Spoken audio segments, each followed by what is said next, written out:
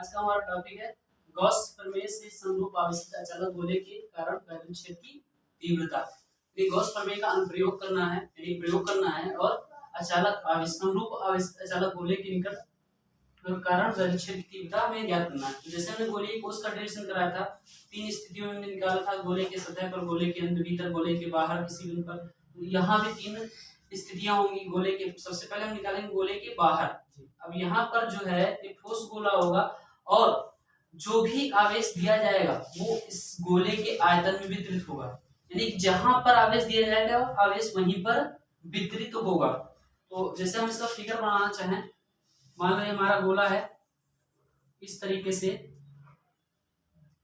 और इसकी त्रिज्या कैपिटल आर है, ठीक है, कैपिटल आर है और इसमें आवेश दिया जा रहा है इस तरीके से प्लस क्यू आवेश दिया जा रहा है और ये इसके आयतन में क्या हो रहा है, जहां दिया जा रहा है वहीं पर क्या हो रहा है, वितरित हो रहा है। इस कंडीशन में आवेश जहां दिया जाएगा वहीं पर क्या होगा, वितरित होगा। तो ये इसके आयतन में क्या हो रहा है, वितरित हो रहा है। अब मान लो यहां से इसके केंद्र से स्मॉल आर दूरी पर, मान लो यहाँ बिंदु P है और यहाँ पर बिंदु P है स्मॉल आर दूरी पर, और यहाँ पर हमको क्या करना है, वैद्युत क्षेत्र निकालना है गोले के बाहर। पहली स्थिति हम लिख देंगे गोले के बाहर किसी बिंदु पर, गोले के बाहर किसी बिंदु पर। तो अब इसके लिए हमने बताया था गॉस का प्रमेय यूज कर रहे हैं ना, तो हमको गॉसियन पृष्ठ चाहिए। तो इसके चारों ओर हम क्या कर रहे हैं, स्मॉल आर त्रिज्या का क्या खींच रहे हैं, गॉसियन पृष्ठ खींच रहे हैं, गोलाकार गॉसियन पृष्ठ खींच रहे हैं, ठीक है। इस तरीके से ये हमने गोलाकार गॉसियन पृष्ठ स्मॉल आर त्रिज्या का खींच लिया है। ये स्मॉल आर एक कैपिटल आर है जी, और हमने क्या बताया कि आवेश जहां दिया जाता है वहीं पर वितरित होता है। लिख देंगे यहाँ पर जो है किसी अचालक गोले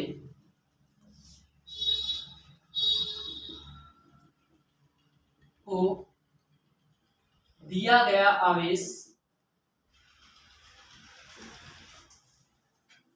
वहीं पर वितरित होता है जहां दिया जाता है, मतलब कि जहां आवेश दिया जाता है, ठीक है जी। अब मान लेते हैं, माना अचालक गोला जिसकी त्रिज्या कैपिटल आर है तथा आवेश स्मॉल क्यू उसके आयतन बी में क्या हो रहा है, वितरित हो रहा है।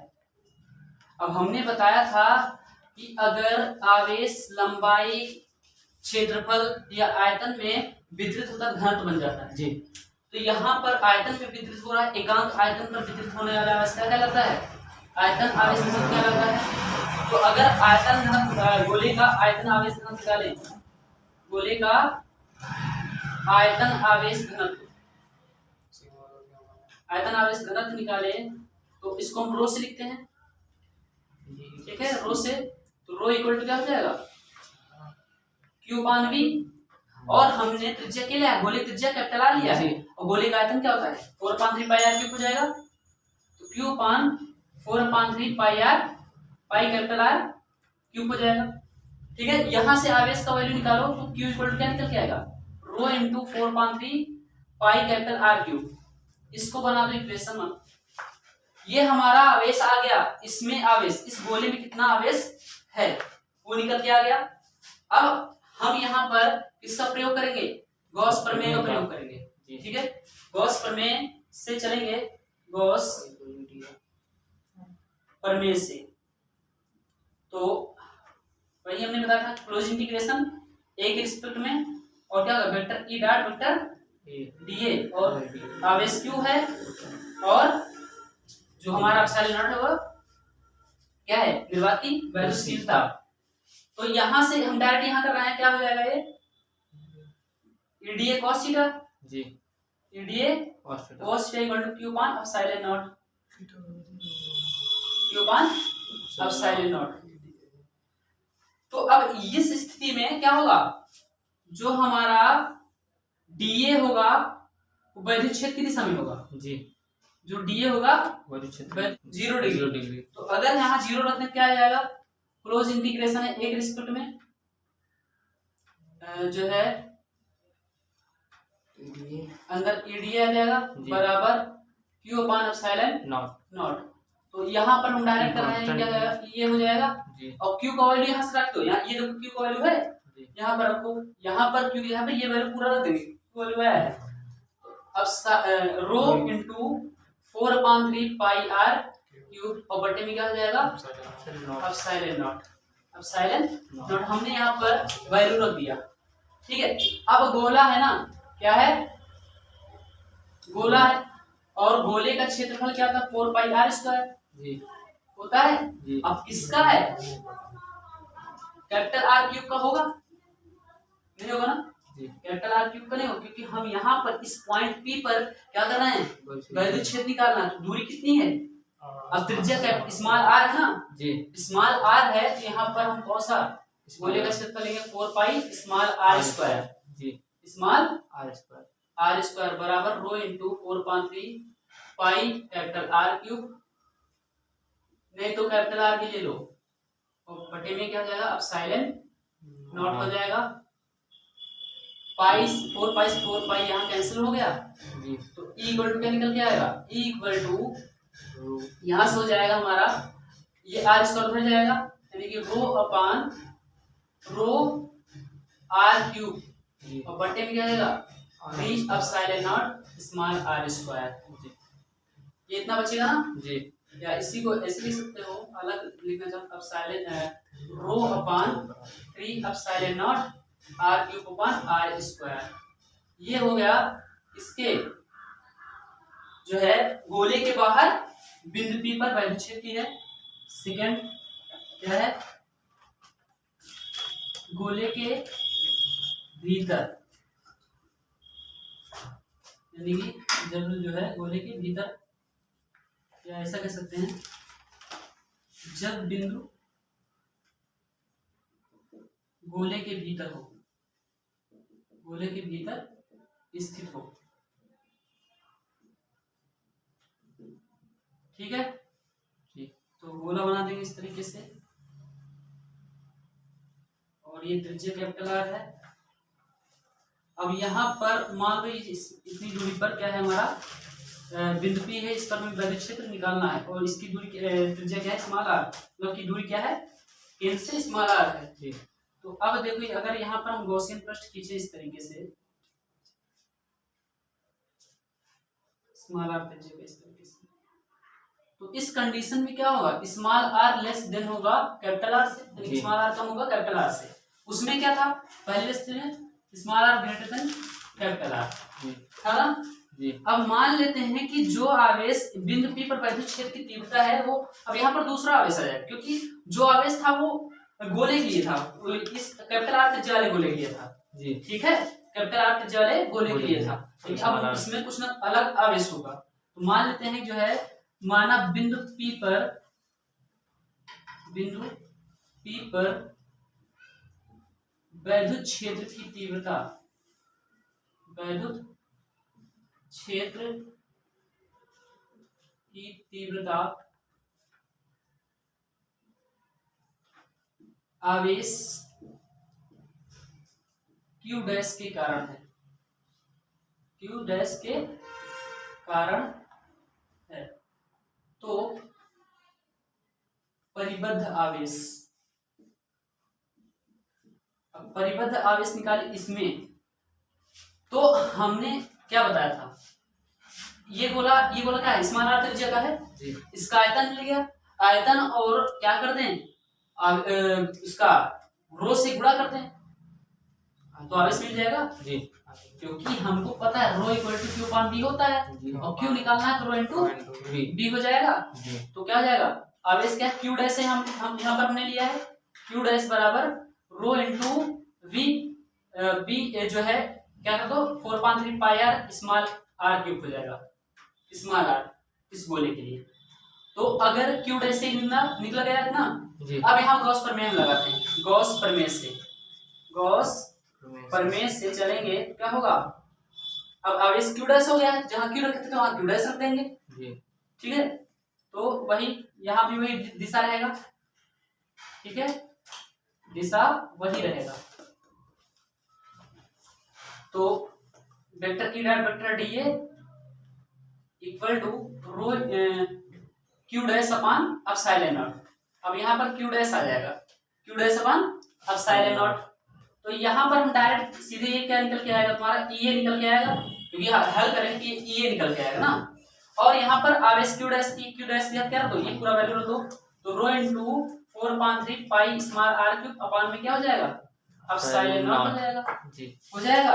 अब ये किस बिंदु पर निकालना है इस वाले गोले के कारण निकालना है ना जी। तो इसकी त्रिज्या क्या है स्मॉल आर है क्षेत्रफल क्या हो जाएगा इसका वही 4 पाई स्मॉल आर स्क्वायर बराबर rho into 4.3 pi small r cube और बटे में क्या जाएगा एप्सिलॉन हो जाएगा 4 पाई से 4 पाई कैंसिल और ई इक्वल टू क्या हो जाएगा आर स्क्वायर है एक आर यहाँ बच जाएगा क्या बचेगा यहाँ पर हमारा आके आ जाएगा ये अब रो आर बटे में 3 एप्सिलॉन नॉट ये आएगा ना जी। ये वैल्यू क्षेत्र की बता जाएगा कहाँ पर वैल्यू क्षेत्र के भीतर है यही इस भीतर। अगर हमें क्या करना है तीसरी स्थिति क्या है गोले के सतह पर तीसरी स्थिति क्या है गोले की सतह पर। तो इस कंडीशन में स्मॉल आर जो होगा वो कैपिटल आर के बराबर होगा कैसे मान लो हमारा गोला है ठीक है और इसकी त्रिज्या क्या है कैपिटल आर है और हमको इसी पॉइंट पे क्या करना है वैद्युत क्षेत्र ज्ञात करना है तो स्मॉल आर बराबर कैपिटल आर हो जाएगा। तो ये वाला देखो इक्वेशन क्या है ई बराबर क्या है रो अपॉन एप्सिलॉन नॉट आया है यहाँ पर क्या कर दो इस वाले इक्वेशन में स्मॉल आर जगह पर कैपिटल आर रख दो रखें क्या निकल के आ जाएगा ये आ जाएगा हमारा रो कैपिटल आर अपॉन में क्या 3 एप्सिलॉन नॉट ये आगे कहाँ पर सतह पर आ गया कहाँ पर सतह पर। अच्छा अगर केंद्र पर निकालें कहाँ पर केंद्र पर तो क्या निकलेगा केंद्र पर यानी कि इस पॉइंट पर यानी कि यहाँ पर इस पॉइंट पर यानी स्मॉल आर कैपिटल आर बराबर 0 स्मॉल आर बराबर क्या है केंद्र पर ना जी आर बराबर त्रिज्या 0 होगा।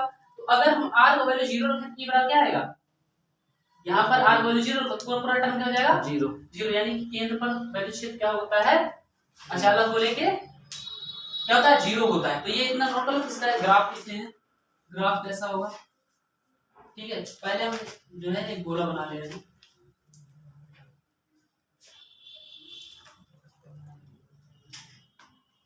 और ये इसका केंद्र O है और ये इसकी त्रिज्या कैपिटल R है और आवेश क्या है प्लस प्लस समान रूप से क्या हो रहा है। तो हमने यहाँ भी वैद्युत क्षेत्र निकाला है यहाँ भी मतलब सतह पर निकाला है केंद्र पर निकाला है और इसके भीतर किसी बिंदु पर भी क्या हमने निकाला है जो है वैद्युत क्षेत्र निकाला है। तो केंद्र पर इसका वैद्युत क्षेत्र क्या होगा 0 होगा ये वाला पॉइंट क्या हो गया यहाँ पर ई बराबर क्या होगा 0 होगा ठीक है। अब अगर हम सतह पर पहुंचे मान लो ये सतह ले लो जी सतह पर इस तरीके से पहुंचे ध्यान देना ये सतह पर वैद्युत क्षेत्र हम कर रहे हैं और सतह पर क्या है स्मॉल आर बराबर कैपिटल आर स्मॉल आर बराबर कैपिटल आर स्मॉल आर बराबर कैपिटल आर।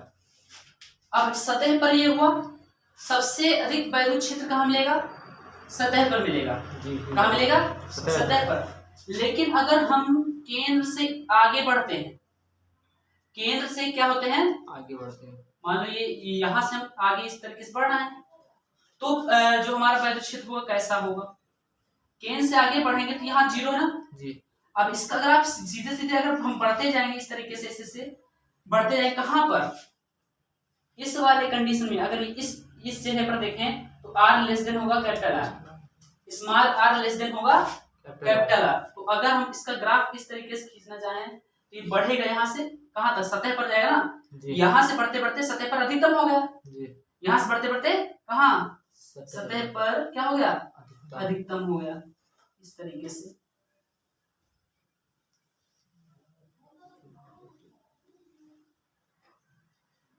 हालांकि चाहे एक तरफ बनाओ चाहे दोनों तरफ बना लो, एक ही तरीके से फिगर बनेगा, चाहे उधर चाहे इधर, वो दोनों ग्राफ सेम ही है, ठीक है, वो एक ही ग्राफ है जो है, चाहे हम दोनों तरफ इसलिए बना दे रहे हैं जो है जिधर चाहो बना लो, ठीक है। तो यहाँ से केंद्र से धीरे धीरे सतह पर आया क्योंकि बढ़ रहा है ना, और कब कहाँ तक, r बराबर r तक जी। अब जैसे ही हम क्या करेंगे, इधर आएंगे कहाँ, जब हमारा सतह के बाहर आएंगे, सतह के बाहर आएंगे तो फिर से हमारा वैद्युत क्षेत्र क्या होगा, घटेगा। तो इसका ग्राफ इस तरीके से आएगा ऐसे, और इस वाले कंडीशन में का E प्रोपोर्शनल टू 1/r²। हो गया समझ में आया, केंद्र पर 0 था और यहाँ से बढ़ा, फिर से क्या हुआ, जैसे ही यहाँ तक कहाँ तक, इस वाले पॉइंट में r बराबर r तक क्या हुआ कि यहीं पर गया, फिर से हम क्या है r बराबर r तक आए, अब r क्या हो रहा है, सतह से हम बाहर जा रहे हैं, तो यानी स्मॉल r का वैल्यू कैपिटल R से ज्यादा हो गया, तो हमारा क्या होगा, वैद्युत क्षेत्र घटेगा, क्योंकि हमको पता है जो वैद्युत क्षेत्र होता है वो दूरी के वर्ग के व्युत्क्रमानुपाती होता है, दूरी बढ़ेगा तो वैद्युत क्षेत्र घटेगा। अब सेम वही जैसे इधर बनाया वैसे इधर भी बना सकते हो, यहाँ 0 से कहाँ सतह पर बढ़ेगा ना, 0 से बढ़ा सतह तक गया, इस सतह पर गया बढ़ गया, सतह कहाँ पर है, ये यहाँ पर है, जब हमारा r जो है कम है, स्मॉल r कम है अंदर है ना जी अंदर। अब ग्राफ क्या होगा, फिर से ऐसे जाएगा, फिर से नीचे जाएगा, घटेगा, कब है ये, जब स्मॉल r ग्रेटर देन होगा किससे, कैपिटल R से, पूरी सतह के बाहर जाएगा, तो ये हमारा क्या हो गया, E प्रोपोर्शनल टू 1/r, ये हमारा हो गया ग्राफ, किसके लिए, अचालक गोले के